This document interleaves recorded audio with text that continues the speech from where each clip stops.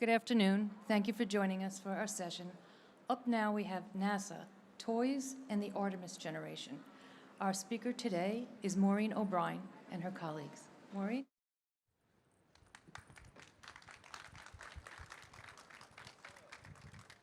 Hello, everyone, and welcome to the NASA panel. We're going to start with a quick video.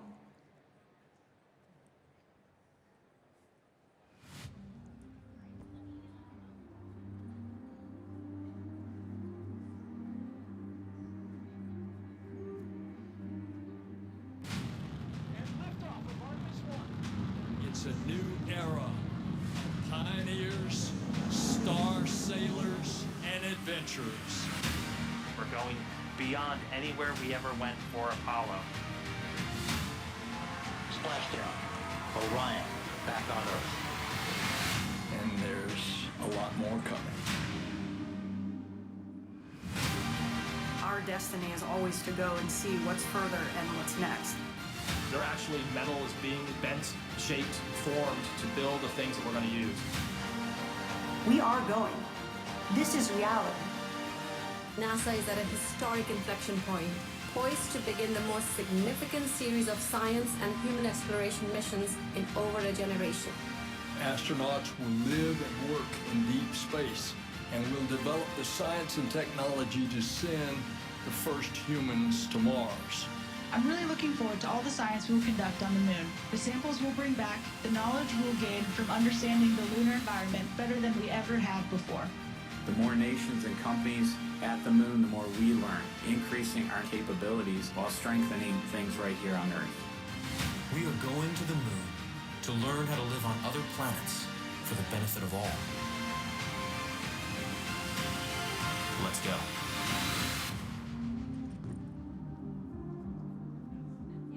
All right.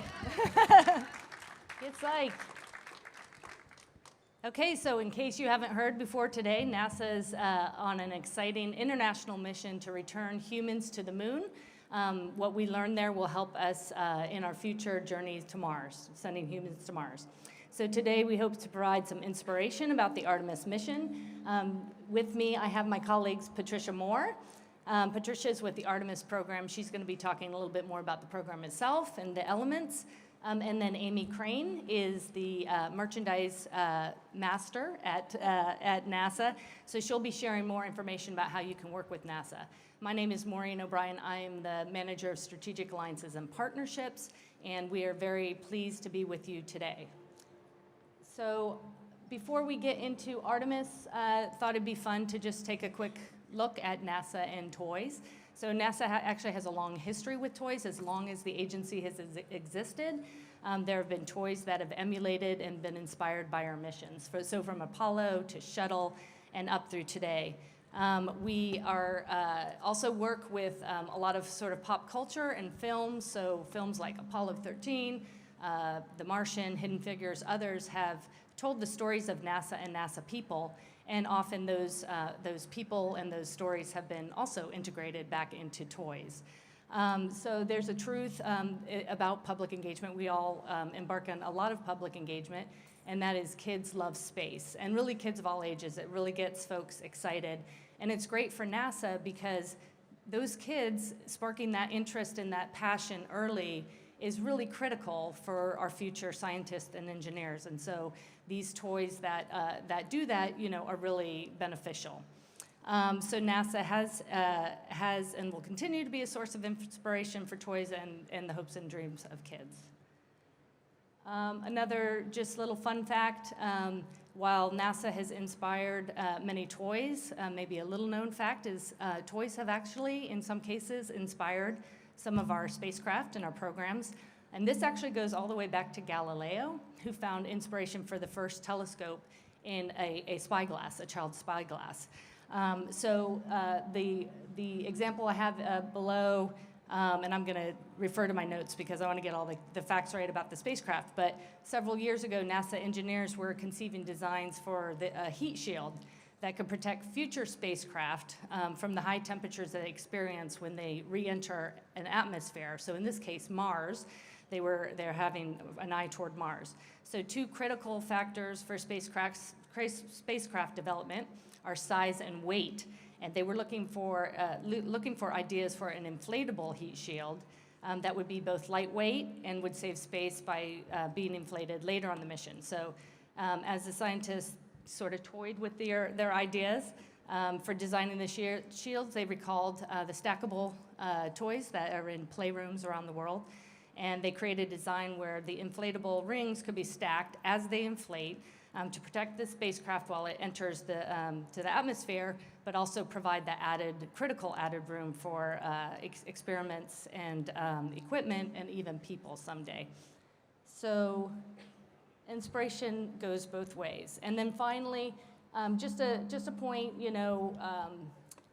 during the Apollo generation, I think it's fair to say that, target audience often for this type of toy was really little boys or boys, primarily boys. And today, really, we are looking at a much more diverse, NASA's a diverse place, and this is a diverse mission, and it's important to us. Artemis will be landing the first woman and the first person of color on the moon, and we want our programs to reflect that. So we're really trying to reach out to kids of all ages. So with that, I'm going to go ahead and turn it over to Patricia. Good afternoon, everyone. All right. So let's talk a little bit about Artemis to get you familiar with what the mission is. So this is a deep dive of the program and all the missions in 5 minutes. So I'm going to go pretty quick, right? So Artemis is NASA's lunar exploration program to learn to live on another world, the moon, so we can prepare to go to Mars. Moon's only a couple of days away. Mars is a few months away. So this is a great test bed for us to learn and to develop all of the suits, the spacecrafts, the rover, the science equipment that we need to eventually go to Mars. And so Artemis 1 was our first mission, and we did a test flight in November and December where we launched the Space Launch System rocket, the world's most capable rocket, and it's huge. It was amazing to see at Kennedy Space. There was a beautiful night launch, and it launched the Orion spacecraft, and that is the place that the astronauts will live on their 2 to 4 day mission to the moon, orbit the moon, and do whatever missions they need eventually on the surface, and we'll talk about that in a minute, and then come back. So it's kind of like the ferry between Earth and to the moon. So we did that test flight. Everything was beautiful. It was amazing, and it certified this brand new rocket and spacecraft to be able to carry astronauts. And that's what we're going to do in the next year to 18 months, is we are going to launch 4 astronauts on a rocket just like that one in a spacecraft, have them orbit the moon, spend about 10 days out in deep space away from Earth's magnetosphere, the protection from the radiation of the sun, and then get them back home. And our crew was named in April. We have our first Canadian astronaut to fly around the moon, Jeremy Hansen. Our first woman, there we go, our first woman to fly around the moon, Christina Koch. Our first person of color to fly around the moon, Victor Glover, and then Reed Wiseman, who is an amazing guy. He always feels bad. He's not the first. He's like, everybody else is the first except for me. Except me. Except for you. But he is our commander and a former in charge of our astronaut corps. So these folks are going to fly around the moon in the next year to year and a half. And then we'll be set up to land humans on the moon for the first time in 50 years. And so that's what Artemis 3 is all about, right? And we have commercially procured landers from SpaceX, and we have also one from Blue Origin that will fly eventually. And we'll have 2 astronauts go to the surface of the moon. The other 2 will stay in orbit around the moon in the Orion spacecraft. Brand new spacesuits in development by Axiom, and it'll be an amazing mission where we have our first woman on the moon on that mission. And then future missions will get a little bit more complicated. We've learned so much about our International Space Station in Earth orbit. Now we're going to build a much smaller space station in orbit around the moon, and it's going to be more of an outpost. So we call it Gateway. And Gateway is going to be that next stepping stone for us understanding how to build large types of spacecrafts in space so that way we can have something similar to take our astronauts onto Mars. So Orion will dock to Gateway. Astronauts will get inside. They'll hop inside their lander, which will also be docked and connected, go to the surface of the moon, and do their missions. Now, for Artemis 5 and beyond, we're going to start building up the lunar surface, building bases. We've got scientific equipment, new rovers that are in development, partnerships with international space agencies that are all working with us. 29 total have signed our Artemis Accords, which is an understanding amongst all of these countries how we're going to explore the moon and beyond peacefully together. So Artemis is all about us. We are the Artemis generation, the kids that play with your toys. These are their vehicles. This is what they're going to see for the next 20, 30 years and beyond. So I'll leave you with that note and pass it on to Aimee. Or, is that right? Yes, yes, yes. Thank you. Thank you, Patricia.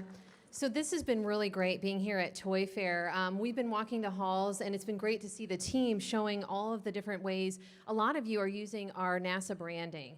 So we have an actual merchandise approval process. We've been upgrading it over the last couple months, and I'll talk a little bit about what that means and how you can get involved with our merchandise process.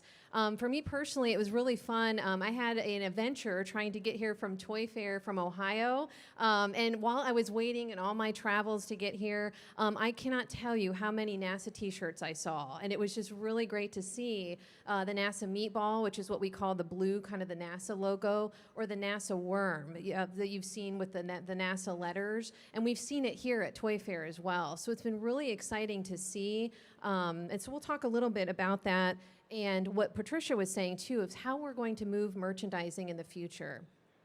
So one of the things that we've seen here a lot at Toy Fair is our space shuttle, and it's really, really exciting for us to see. It's so iconic, and what we talk about at NASA is how this is the most emulated toy that we see, not only in the products that we see in the different toys, the t-shirts, the pajamas that come through, the shuttle plushies, the inflatables, and it's really, really cool. And talking with a lot of our groups and our partners and people working with us, they say they just can't imagine NASA without the space shuttle. And we think that's great. We think that's really cool. But just like what Patricia was saying, we're hoping to see in the future, to see Orion. We want to see the SLS rocket. So we're trying to encourage through kind of our panel and our talks and just the cool things that we're doing with Artemis to see what merchandisers come up with next to inspire our next generation. So I talked a little bit about our new website. This just launched this week, the new revamped web modernization of nasa.gov. And part of that is the NASA Brand Center. So that's something that we help manage to understand how to use the NASA brand. For so long, how to use the logos, and what's really interesting about NASA is we've got two. A lot of brands just have one logo, and we actually have two, and we talk about the history of how to use the logos, the history of how the NASA two logos, we mentioned the meatball, the insignia, or the worm, the logo type are used, and especially how to use it on merchandise. So this new NASA Brand Center talks about that and all of our brand guidelines. So we've updated some of our agency guidelines, and this talks a lot about how we use the NASA branding. This new website you can see here at the bottom is just launched. So you can bookmark this. I encourage you to take a picture. This is where you're going to get the latest and greatest on merchandise approval and information.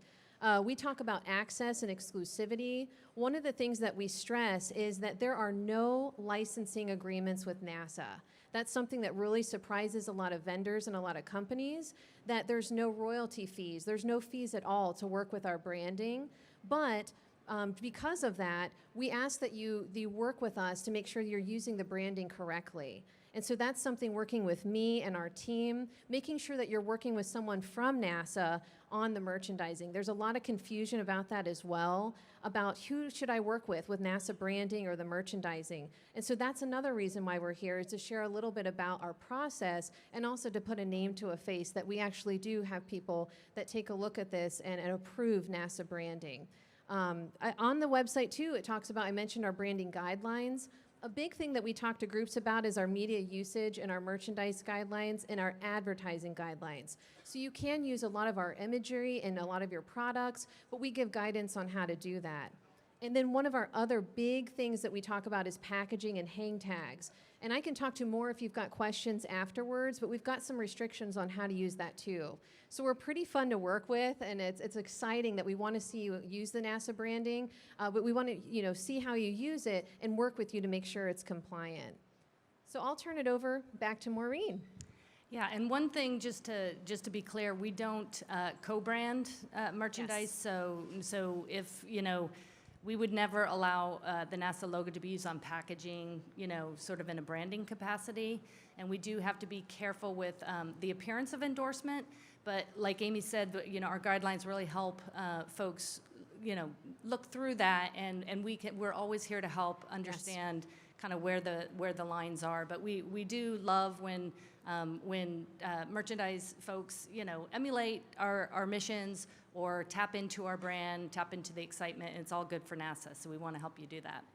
So with regard to Artemis, really we'd love, you are the Artemis generation, we're all the Artemis generation, so we'd love for you to follow along with us. So we've got a hashtag here, @NASA Artemis, is a good way to keep up with the mission itself. The clicker, thank you. Sure. And of course, we have the flagship NASA accounts. We're now at over 380 million followers. So we really have a really amazing audience and folks who are really inspired and actually love the stuff that you guys are doing too. The pop culture element is really big as well.